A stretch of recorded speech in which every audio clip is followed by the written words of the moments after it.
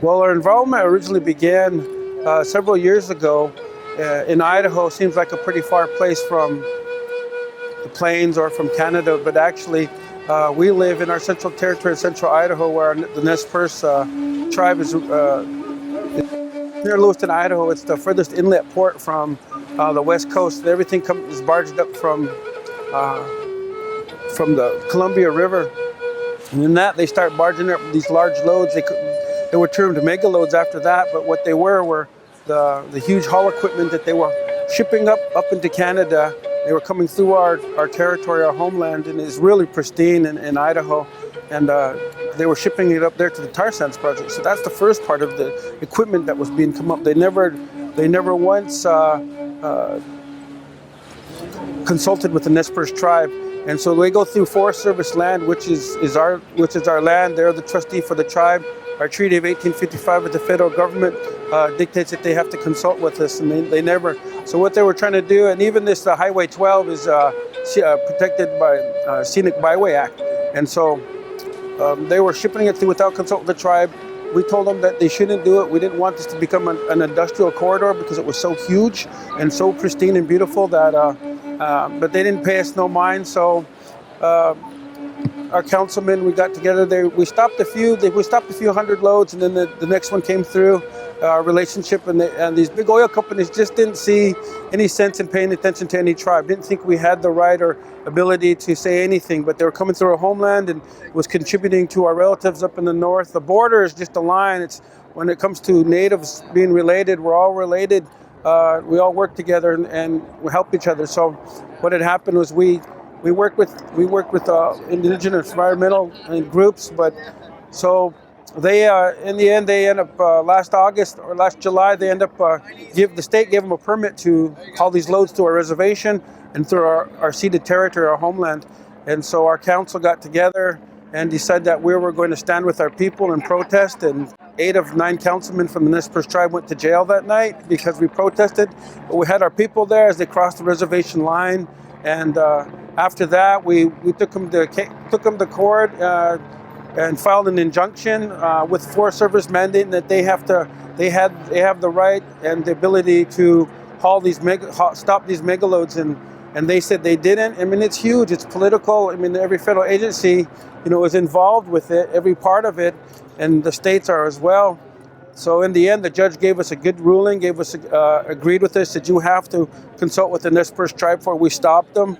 And to this point, they haven't come back. They've come and visited us and wanted us to pretty much say, hey, we're sorry we didn't come talk to you guys, but would you let us go? And a lot of us, how about we strike a deal? And we're like, we didn't go to jail for nothing. You're not coming through our land. So and then I had met some other people through other environmental issues, wildlife issues. Some of our relatives from South Dakota were in the buffalo campaign issue and trying to stop the slaughter of the wild Yellowstone bison as they come out. So they asked us to come over and support. So I'm honored to be here today as a member and a representative of the Nez Perce tribe to come and support, advocate. And it's beautiful to see all the non-tribal as well, because the environment takes care of everyone. It doesn't decipher if you're non-native or not. We all depend on the environment. And our point of view is if you don't love your mother like you're supposed to, then something's wrong with you. If you don't love your mother and don't protect her from harm, then something's wrong with you. And so the water is vital to all of us. It's sacred. In our point of view, you either treat it sacred or you don't. It doesn't become sacred unless you treat it sacred, and that's how we believe. And I'm glad that everyone's here, and my friend here is here to help fight and stop the pipeline, and that's what we're here for, raise awareness and educate.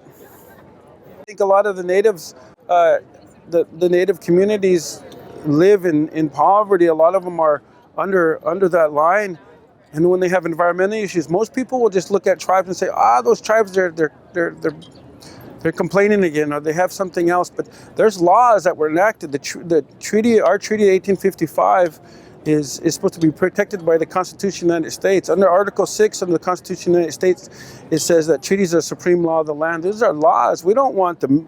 We're not asking for the world. We're asking the minimum of the government to keep its promise to us, to keep their word. Every time someone gets up and and they put their hand on that and say they're going to abide the Constitution. They're supposed to be abiding by the treaties as well. So there's treaties up in Canada, and their people up there are getting decimated by the environmental injustice that's going on. They're just tearing and raping up the ground and leaving the chemicals. And the chemicals that are going inside are not coming back out.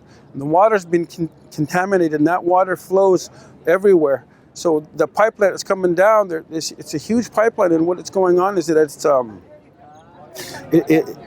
building it creates what they call man camps, huge camps, and prostitution, rape. The worst possible things happen when you have that many people coming to look at some of the communities in North Dakota. This is what we don't want for our people. We don't want it for anyone, not just Native Americans, but Americans as a whole. We don't want that for anyone, you know. So we want to be able to continue to fight that. It's just nothing. We don't profit for it. If they were going into if the United States government wanted to put infrastructure and they could build, alternative energy methods and put people to work and harmless. But we're so stuck on fossil fuels. This is what we want, and so this is what they want, and we want to change that mentality so we can move forward and try to slow that down. It's affecting everything. You're getting earthquakes that are created by all the fracking, the chemicals they pump into the ground, into the water that comes out. There's already been so many leaks along the old pipelines that they've already created. We just don't want any new ones, and we don't think it's beneficial, and we're here to raise awareness. Okay, and just one historical thing. Could you just tell us about your... Don't let it bring you down. It's only castles burning. Just find someone who's turning